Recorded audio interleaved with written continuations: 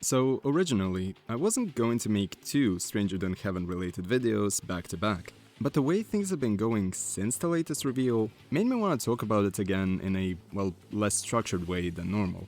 There were no massive updates given to us as of right now, at least compared to my last video, so don't worry, you didn't miss anything.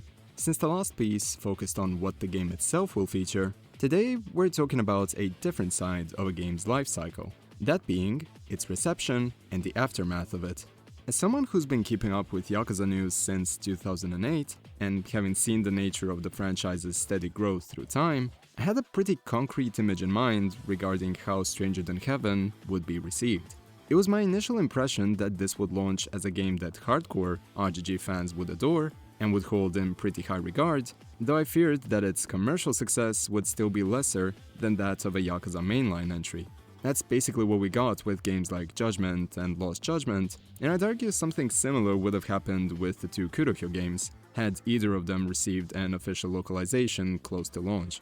Having said that, the attention that STH has been getting seems to be reaching never-before-seen levels of excitement, from my experience. Its showcase became the single most viewed livestream on the Xbox YouTube channel, with roughly 4 times the number of views that the second best performing stream got.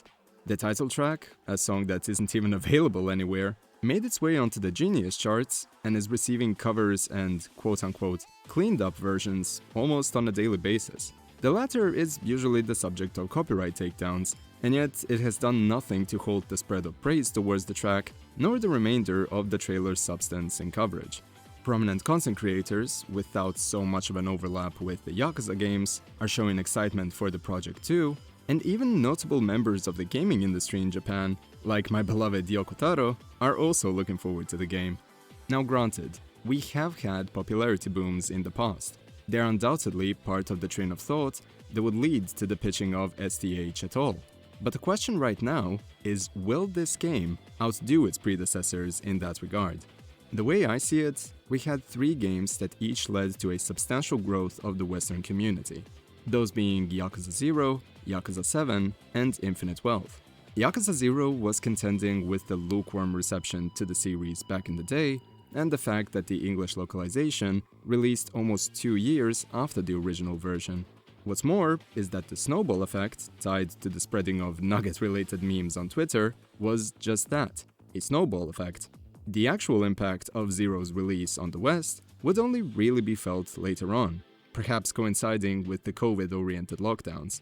A similar thing happened with Yakuza 7, though the time difference between the Japanese and Western release was now a mere 10 months. To even out the scales, however, 7 had its own mountain to climb in terms of the vitriol towards the turn-based combat shift. Look up almost any video on it from back in the day, and you'll likely see the utmost toxicity being pushed on nigh anyone looking forward to the game. All of that is water under the bridge these days, which led Infinite Wealth and its simultaneous release to be the biggest Yakuza launch to date. Even as someone who took part in the promotion of that game via a review code, even I couldn't have anticipated that much of a success, though I still find it to be genuinely deserved.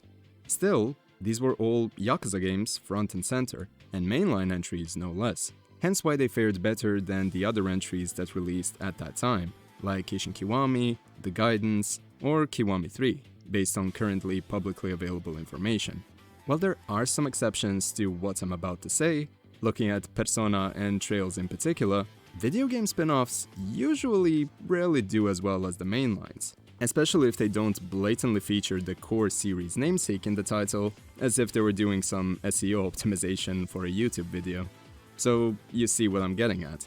The community may refer to STH as just Yakuza with a different name, but if brand recognition wasn't a main concern for the marketing of the games, then we wouldn't have had all of that back and forth between the use or omission of phrases like Gaiden or Like a Dragon in select releases.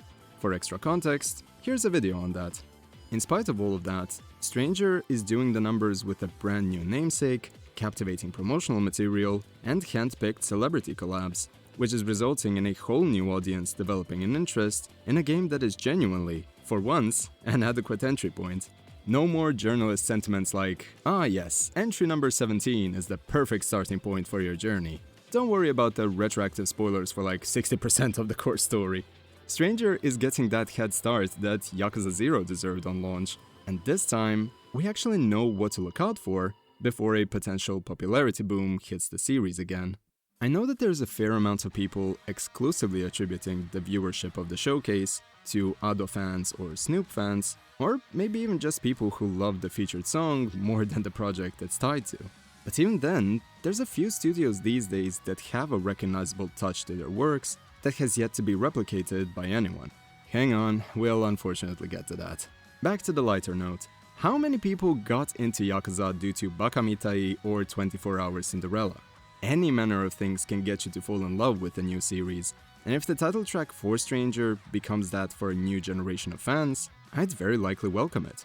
It's pretty heartwarming seeing people who have no clue about the world of Yakuza live through the scenes that led to so much fan art, cosplays, video essays, and the like.